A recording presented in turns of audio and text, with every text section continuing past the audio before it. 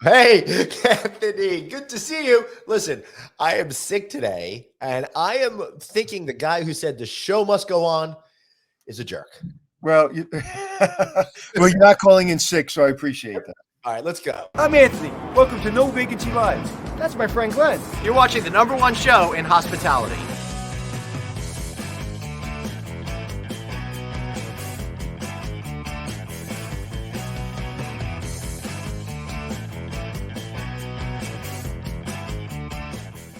Hey, everybody, welcome to No Vacancy Live. This is Coffee Glenn Hausman and Coughing Glenn Hausman and the one and only Anthony Melchiori. It is so great to see you, Anthony. Happy episode 620 to you. Well, I'm going to be doing something I haven't done in over 2 years. Yeah, what's that?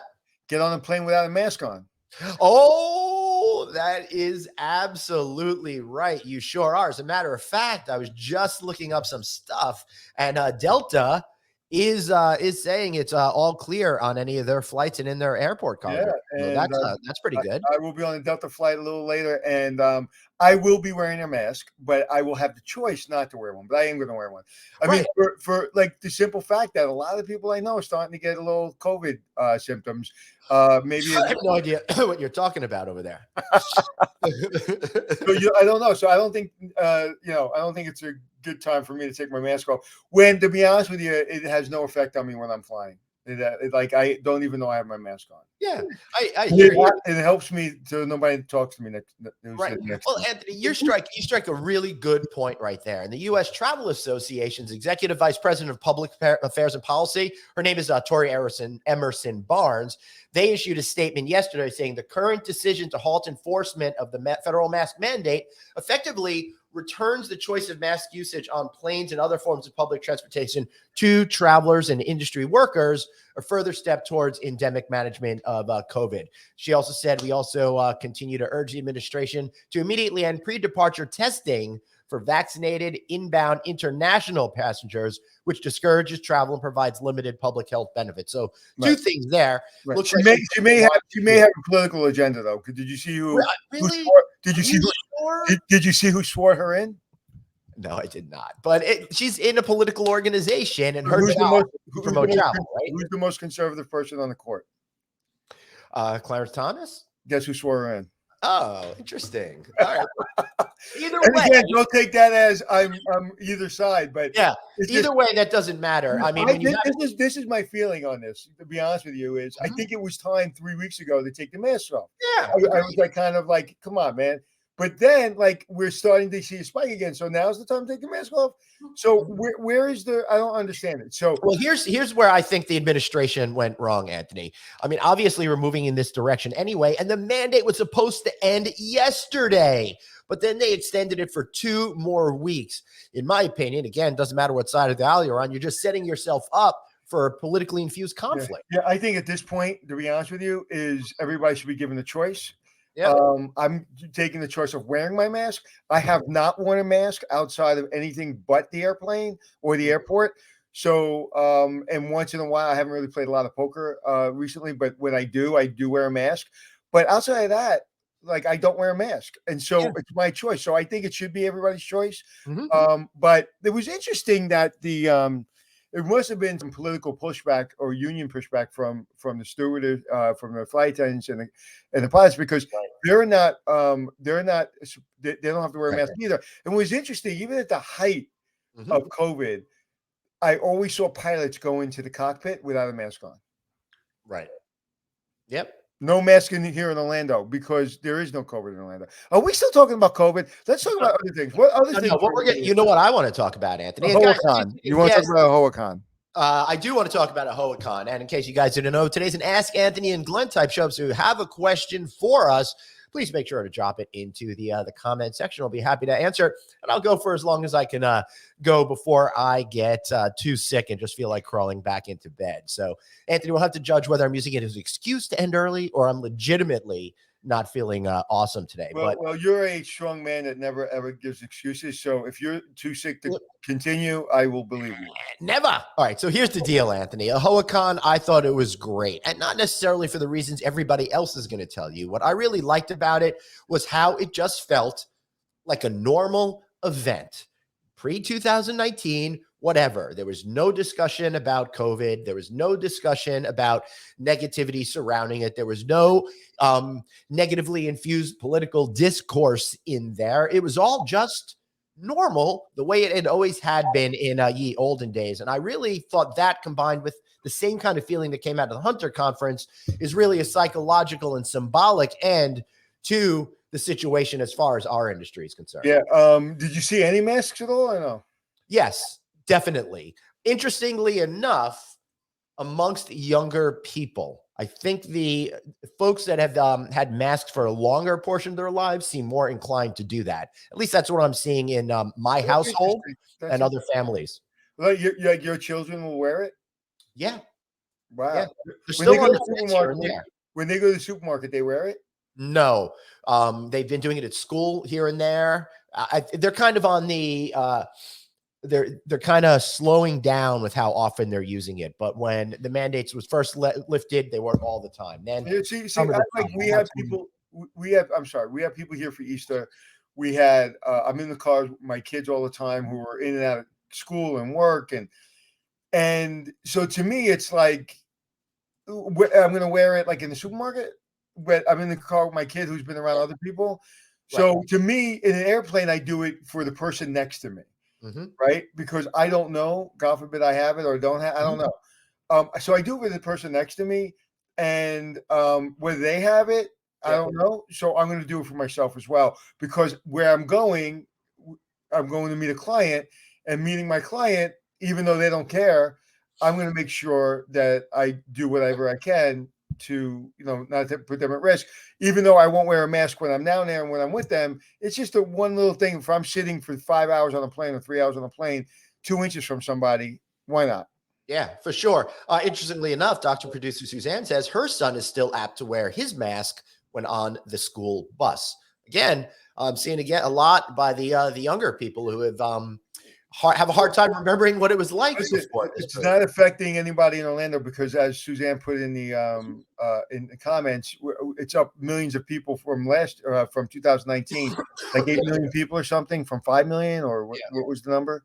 She wrote 7 million compared to 5.2. Yeah.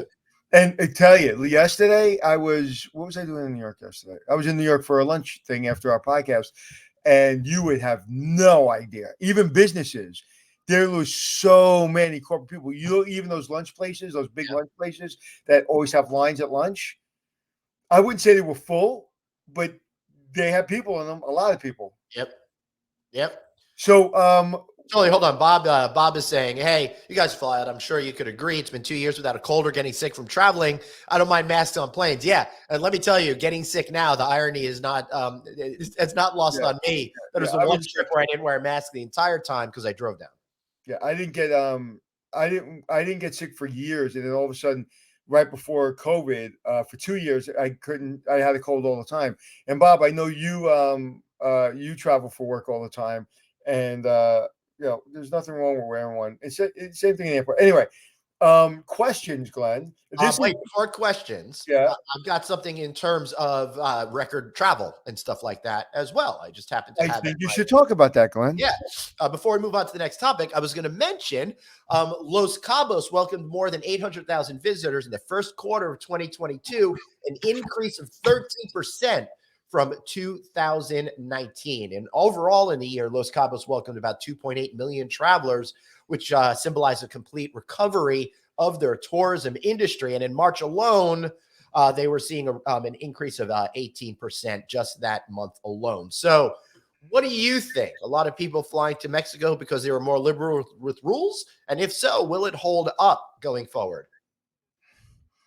I think maybe it was a little less expensive than the States, because you can't go anywhere for less than $500 billion in the States. 70% average hotel occupancy with an average hotel daily rate of $455, the highest of any area in Mexico. How interesting is that? Right, but $455 is not that high.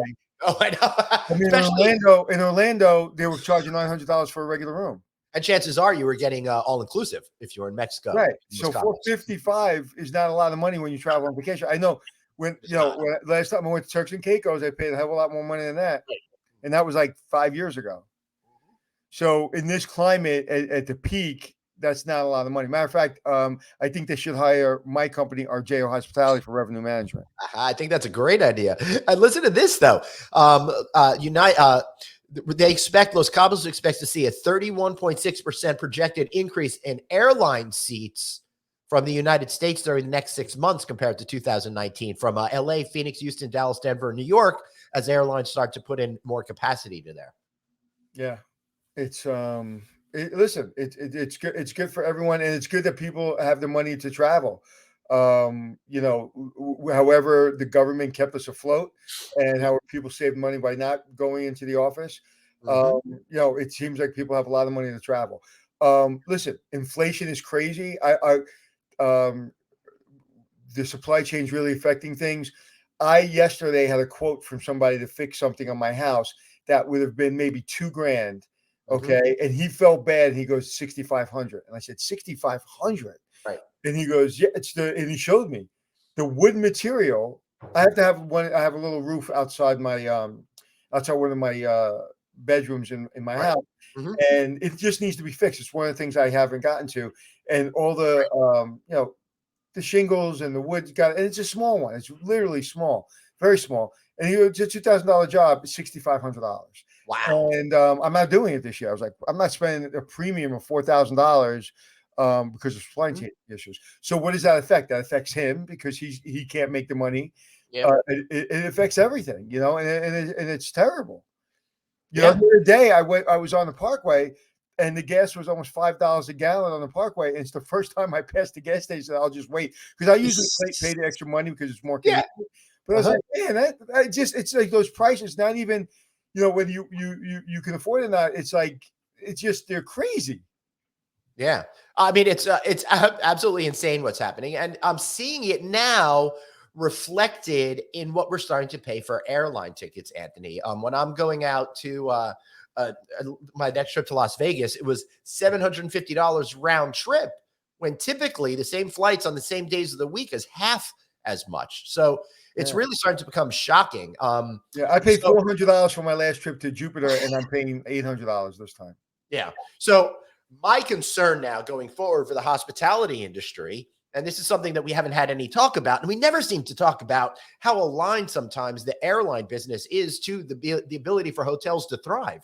If these prices are going to continue to go up, and if the airlines are going to continue to hold back capacity for either they like prices going up or they're unable to fill those jobs to open up more routes, then I think what we're really talking about is people starting to get tired of getting on our airplanes and then overpaying for hotels, and they may pull back on their travel. Well, I'll be honest with you. I made that decision for this summer. I was thinking about, everybody's busy, but I was thinking about everybody. Here's a date. Here's a week. We're going away. This is where we're going. This hotel we're staying at. Everybody be quiet. Get on the plane. I'm not doing that because I said, why am I going to spend all this money, all this time, all this energy to overspend for, unfortunately, what I'm seeing everywhere in less services, mediocrity, and I'm in the business. And I'm like, you know what? I travel too much as it is. I live near the beach. I'm taking my summer at my pool. And so I made that decision. When I went to Turks and Caicos, whatever it was, for a week, and it's 30%, 40% higher now, that was not cheap. Right. Yeah. I mean, it's tens of thousands of dollars to travel for a week with a family and to eat so I was like, why am I doing that? If I'm just going to be disappointed, because I am an easy traveler unless I'm on vacation. When I'm on vacation, I expect what I pay for. Dude, I'm going to get a nice 2-bedroom suite. I'm going to pay the money, but it's unfortunate in our industry right now. Like we've said, it's people are going to. We had that moment of complete sheer. The windows open, jump out. Let's go. And I think you're going to start seeing that settle down by September. I think so, because that pent-up demand is just that, pent-up demand, an artificial increase in the amount of people that want to travel, and it's got to settle back down. In fact, Anthony, go on. And the worst part of that, the people who are traveling are not people who are usually traveling. Right. So they have this mind ecstasy that is going to be the greatest thing ever happened. I haven't traveled in 3 years, and then they get there, they can't get their rooms clean, they can't get towels. People at the front desk maybe not be great, and I'm not going against our industry because nobody loves it more than I do. But I'm just telling you what's happening right now. They can't find employees, and they're doing their damn best. But it's tough, and I think people are going. I think if you had the TripAdvisor rating or a rating, say the rating typically say out of 5, say it's 4.8 or 4.7. I think you're going to see by September that go down to 1 or 2 percentage points. Yeah, which makes a lot of sense as people demand more and the hotels are stripping out more elements of that. There is going to be a little bit more. Are they demanding more? They're just demanding what they're paying for. I think demanding what they're paying for, and when you're set against the backdrop of rising hotel prices, those expectations are not going away. In fact, they're probably solidifying a little bit more. Is I think what you're saying, right? Yep. All right. So, Anthony, interestingly enough, all of this talk about hotels charging more money and profitability. But yesterday, or actually this morning, a new report was released by the American Hotel and Lodging Association and our friends at Calibri Labs that U.S. travel revenue is projected to be 23% below pre-pandemic levels in 2022, ending the year down more than $20 billion compared to 2019. This comes after hotels lost an estimated $108 billion in business travel during 20 and 21 combined. So, of course, Anthony, those are pretty serious numbers. And again, it's going to be a thing of haves and have-nots. Yeah. And I think what's going to happen is if I was going to forecast, and I forecasted for 30 years. So if I was going to forecast my hotel, this is what I would, at least in New York, is I would say business travel and group travel is going to be down from 2019, even 2003, by 40%. And the leisure travel that I've seen that has gone up is going to also be down by a good percentage to next year. So I think you're going to see in 2023, I think you're going to start to see a little bit, it's going to settle where it's supposed to settle, which will be below 2019 numbers. Right, which makes a tremendous amount of logical sense. Now, of course, the number one city that's going to lose out, New York, with a projected loss of $2.5 billion lower. So 2019, 4.5 and change billion revenue predicted for 2022, just over 2 billion. Second worst is San Francisco. No surprise. Third, DC. And then fourth is Chicago. So it's the greatest hits, right, of all the biggest cities. Well, I think there's a couple of things at play in New York City. The hotels are struggling to pay the wages because the wages in New York City hotels are some of the highest in the country, which I fully support, but we just don't have the industry to support it. If you saw the Sheraton deal, did you see the New York City Sheraton? Yes. It was on the market for $750 million in 2015 or 2018, and it just sold for $350 million. And that's by and large because they can't afford to really keep that thing moving because they're a big group convention house. Right. Yeah. I mean, they're the fourth largest, fifth largest hotel in the city. Wow. I didn't realize. I knew it was that big. They have 1,750 rooms. Marquis is probably number one. The Hilton is up there, right? I believe it's the New York Hilton. The New York Hilton up by Central Park. It's number one. Yeah, that's the number one. Yeah. Then what would be the third one? Not the Waldorf, would it? No, well, the Waldorf is no longer. Right. It's not open. I think it's the Sheraton, it's the New York, it's the Marquis, and maybe it was the Pennsylvania, but that's under renovation. Yeah. And it was also the New Yorker. I don't know how many rooms they have, and also the Roosevelt. I don't know how many rooms they have, but those were big hotels. Oh yeah. Roosevelt's closed. New Yorker has been repositioned, which is great. Yep. Pennsylvania, thank God, is closed for renovation. The Carter, I know your favorite hotel, the worst hotel in America, that's closed for renovation. The Waldorf's closed for renovation. The Cecil takes offense at that comment, by the way. And New York's got a problem. New York's going to figure it out, but you're going to see a lot less hotels.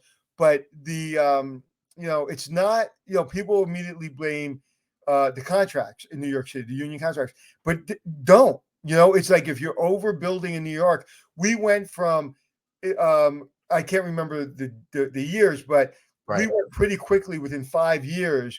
We went from 70,000 rooms to like 130,000. We almost doubled the capacity in New York City. So, it's a capacity issue as well. I mean, a housekeeper deserves to make a middle class wage, but that's hard for a hotel in New York City to sustain when we have what we have with as far as travel. And you have to remember, European travel is limited. Asian travel is limited.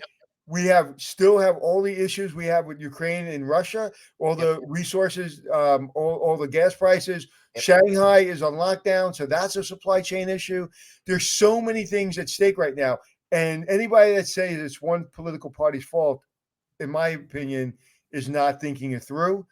There's so many things going on right now that are really causing some challenges for businesses.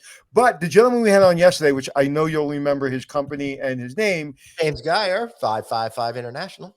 He was amazing because he had an incredibly positive personality and positive attitude. Yep. Yeah, we definitely need more of that. And talk about that positive attitude, Anthony. I really saw a lot of that positivity at the AHOA event. There was a lot of joy at that event, and not just amongst the people that were attending the event as participants. I'm talking about on the vendor side too.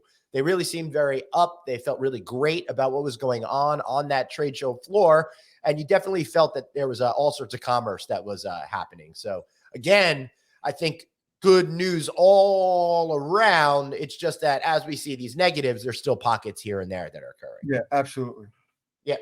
So interesting enough, Dr. Producer Suzanne said that Travel Apps grew in 2021, where now that it's contributing 60% of all revenue, incredible, unprecedented growth.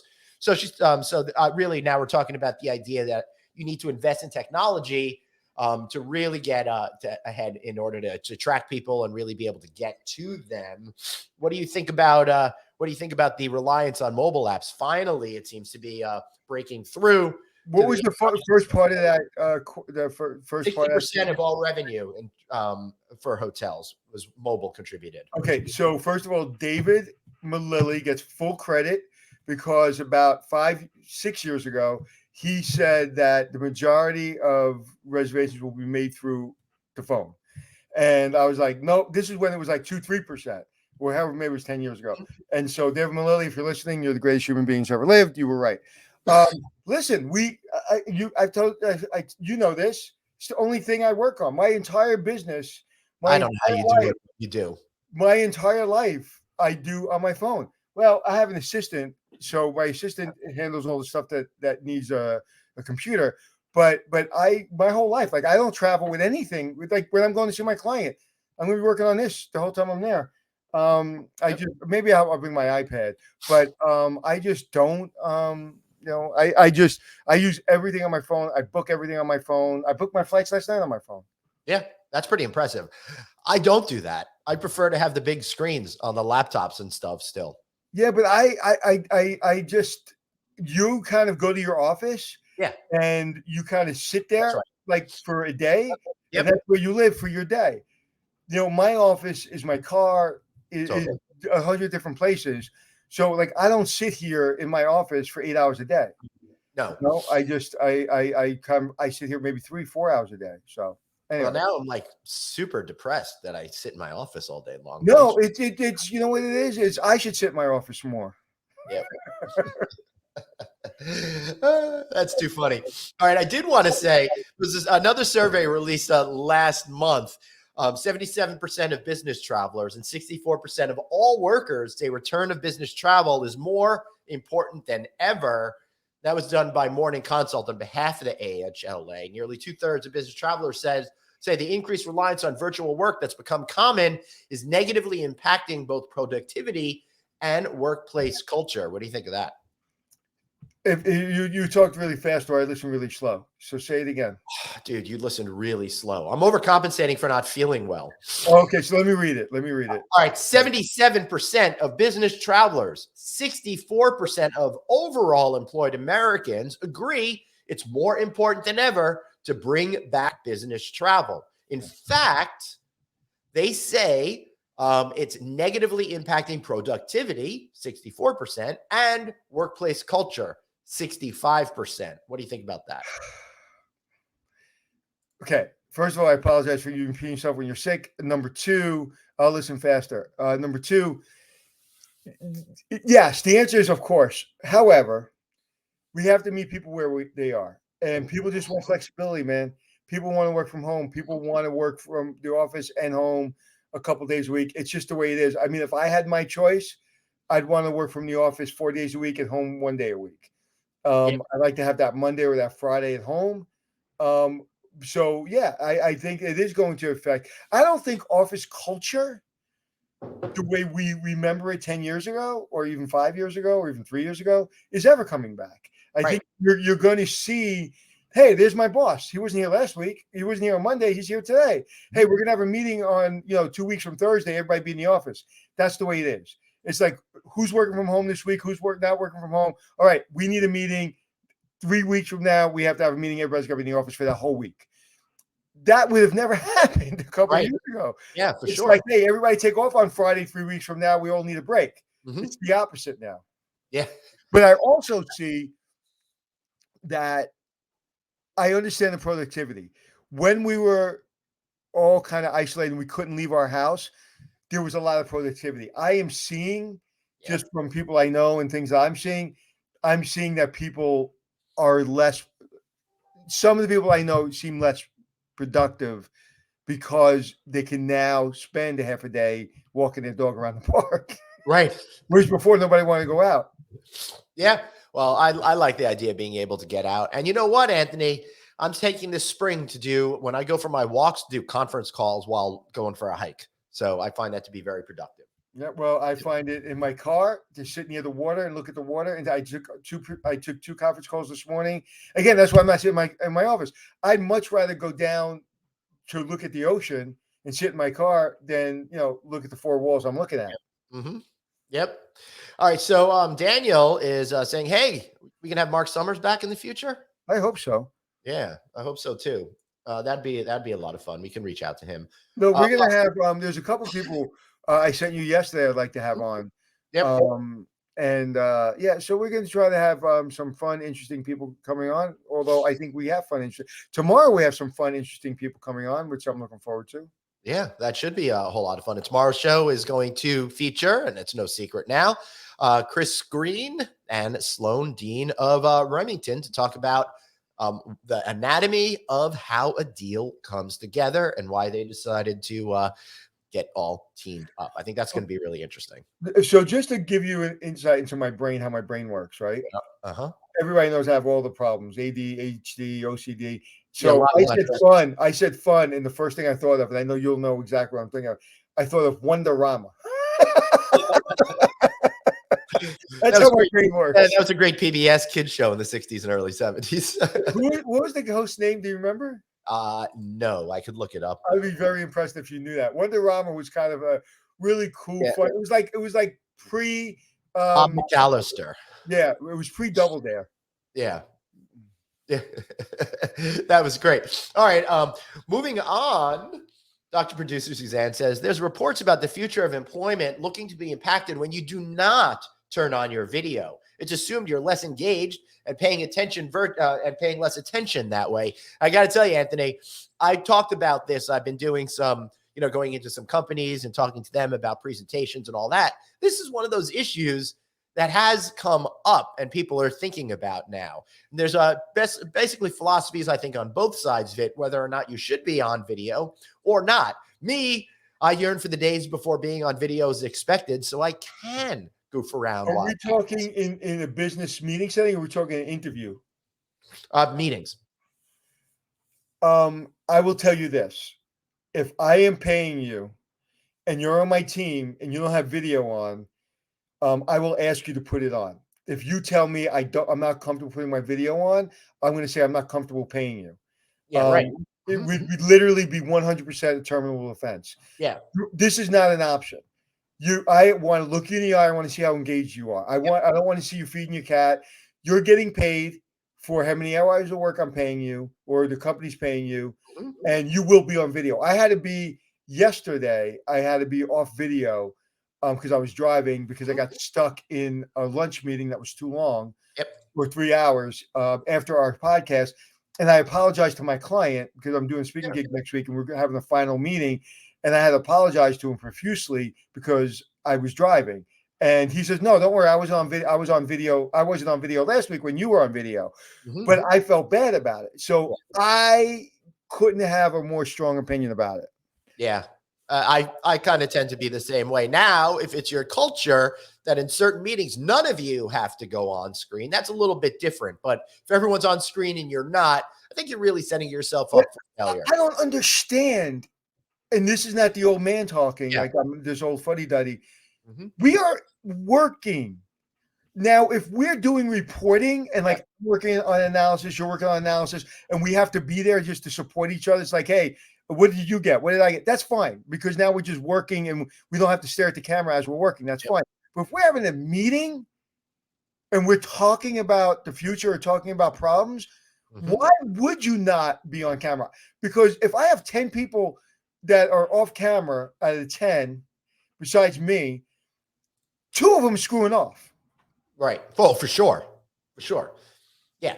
And I think we've all learned the skill set of being able to screw around on the internet, even while looking at the camera and having it there. So I'm the first one. If I'm not on camera, 50% of the time, I'm not paying attention. Yeah, right.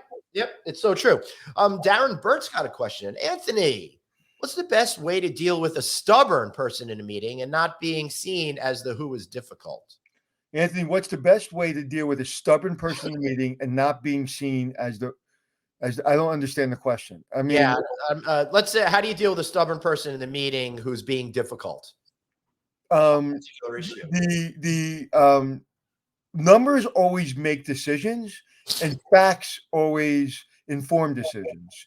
So I would go to informed decisions and numbers and facts. And then if that person's being really, really stubborn, it depends on the situation.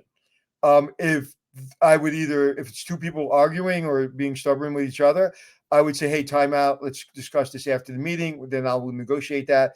If somebody's being stubborn with me, I would say, hey, why don't you just take a breath? Let's go on to the next person and then come back to me. If the person's being rude with me and being really kind of, stubborn and kind of loud or whatever, they will be relieved of duty and asked to leave the meeting. Yeah, good. And not to be seen as perfect is difficult. Let me see that. What did you say? Yeah, bringing it up now. Whoops, sorry. And not be seen as the perfect is difficult. I don't understand. He's talking like I talk. Yeah, I know. Let's move on. So Adele says, it pains me to hear GMs are still cleaning rooms until late in the night. And I feel like we need to shift them back to being leaders to help our industry get back to greatness and stop those resignations. What advice do you have for hoteliers who are still short-staffed and not able to deliver on those critical brand promises? That is a great question from a great fan of ours and a great friend of ours. We have to make a decision. If I'm a general manager of a hotel right now, I have to set the expectations for the owners, for the brand, and for my team and for my guests, right? I will ensure that I will start setting expectations, number one, with the owner, because the owner's got to make a mortgage. He's got to pay the bills. Boss, what do you need? What number do you need to make the bill? What's the nut on the hotel, right? That's number one. I'll start there. Then number 2 is I'll start with my employees and say, okay, this is where we are. This is what I can do. The hotel down the block's paying $25 an hour. I can pay $23 an hour. Okay, I can't pay $25. So I set expectations with everyone, right? That may keep people, because I'm being honest, that may have people leave. Number 3, I will set expectations with the brand. These are the things we will be doing. These are the things we will not be doing. Okay. And this is why. These are the facts. This is the whiteboard. This is boom, boom, boom, boom, boom. What we'll be doing. Then I will be setting with the expectations of the guest. If we do not clean rooms every day, it will be in light. It will be announced from the rooftops that this is our standard. This is what we're doing. How can we better help you? Please call us for towels. The communication, if I have any strength at all when it comes to running a hotel, communication has got to be number 1, number 2, number 3, number 4. So I set the expectation with the owner, with the employee, with the brand and then with the guest. Now, Right. some people say, well, why don't you set the expectation with the guest first? Because you can't. You don't have the answer.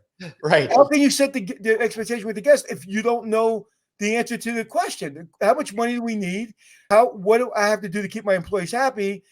What is the brand going to push back on and what they're not going to push back on? And then I can get my team together to give the guest the best experience possible. Hopefully that answers your question. But the whole thing of us like, well, the guest wants this and the employee wants this. And stop.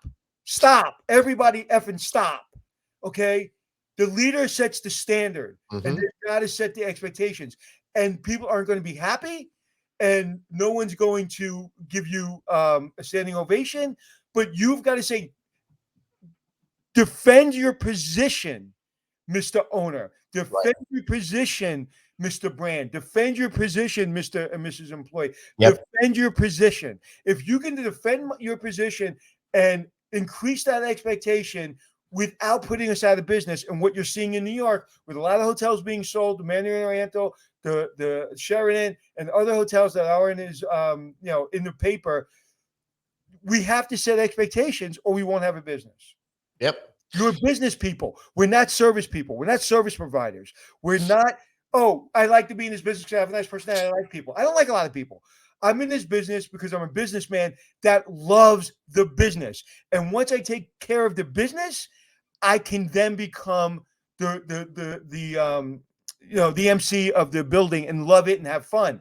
But until that owner is satisfied and every expectation is understood, we're just all screwing around. Right. Yeah. I think that's a absolutely great answer. So Darren has clarified. So what's the best way to deal with a stubborn person and not be seen as the difficult one in that meeting while dealing with a stubborn person? Okay. This is going to be advice. You can go to somebody who has a higher education and probably more articulate than I am. I don't give a crap.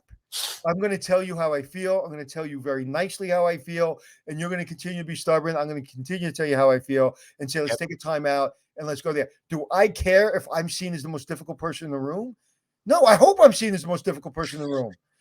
Sometimes I want to be that son of a bitch because there's got to be somebody who takes control. That's the problem with some hotels and some businesses is you have a general manager who's placating the owner and giving them what they want and screwing the employees and screwing the brand and screwing the guests because the owner gets it. Or they're lying to the owner and they're feeding the brand because they have a better relationship with the brand.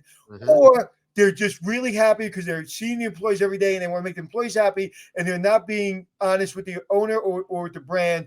And at the end of the day, they screw the guest. So to me, I've never made a decision in my life. The numbers make the decision. And this is what we can do and not do. Right. That's it. Yep. Beautiful. All right. I think you summed it up beautifully. All right. I'm feeling like we're pretty good for today. We did almost 40 minutes here. Do you have any other things that you want to talk about today? I can talk for another 20, but you don't feel well. So no, I mean, if you got another topic, I'll go for it. I'm always one to, There's no more questions from our great. Those were great questions. I know. Well, Adele was saying, hey, great points. We need brands to allow hotels to be specific about what we are offering on the website. Saying you have an evening receptions as an example, we need to specify limitations on dates, times, etc. And staff members should not have to pay the price for disappointed guests. Yeah. Yeah. And again, but that doesn't come down to the brand. It comes down to the person running the hotel. Yeah. And I'll tell you, one of those things is people forget to look at the websites. It's one of those out of sight, out of minds thing. They're not looking at it on a daily basis. I'm just telling you human nature. I'm not giving excuses. I'm sorry. Yeah. I have a big sign behind my desk that says no excuses. I'm going to change it if I ever run a hotel again to no fucking excuses. Yep. It's like if you're not looking at your website, you're not looking at your cash register. Yep. Now don't go looking at my website, everybody, because it's not up to you. Yeah, dude. But I'm not running a hotel either. Awesome.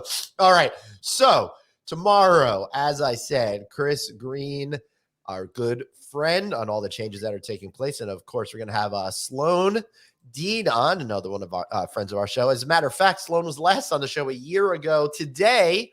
So what a coincidence is that? On Thursday, we're going to be doing a remote from Graduate Hotels. Anthony, you can actually be able to be present for that one? I will be present right, unless there's a serious problem. But I'm flying out late tonight and flying back late tomorrow Okay, cool. to be able to get right to graduates. Good. And hopefully I'll be feeling well enough to be able to go see the Fish show that night. And then we got some other good stuff coming up as well. We got great interviews coming up with Charleston Hotels, IHG Hotels, probably Choice Hotels, since I'll be with them soon enough. We've got the chief HR officer with Omni Hotels and Resorts coming up. A lot of good things, Anthony. I'm very excited that we're doing the show every day. I'm very excited. I'm very excited that my landscaper is mowing my lawn right now. Yep. All right. Can you hear it? Can you hear it? I'm sorry. I'm just reading that you're telling me to go take a COVID test. But thank you. Because you really don't seem well, my friend. Yeah, that's what my wife said. She said I look like shit. So I guess you guys are onto something. I'm going to stay here in my state of denial because that's what we do best here on the No Vacancy Podcast. But what you could do is you could check us out on the internet. If you're watching our video feed, check our audio feed. Listen on Apple Podcasts, iHeartRadio, wherever you get your shows. Well, heck, we're there too. And if you watch us on video every day, why not put us in your ears when you're out walking the dog, taking that commute, whatever you're doing with your hybrid work schedule, or working out at the gym. Nothing I like better, Anthony. Oh, he's invisible. Oh, boy. Wonder what happened there. There he is. That's too funny. All right, everybody. Remember, you got one life, so blaze on, and be kind to yourself. see y'all later.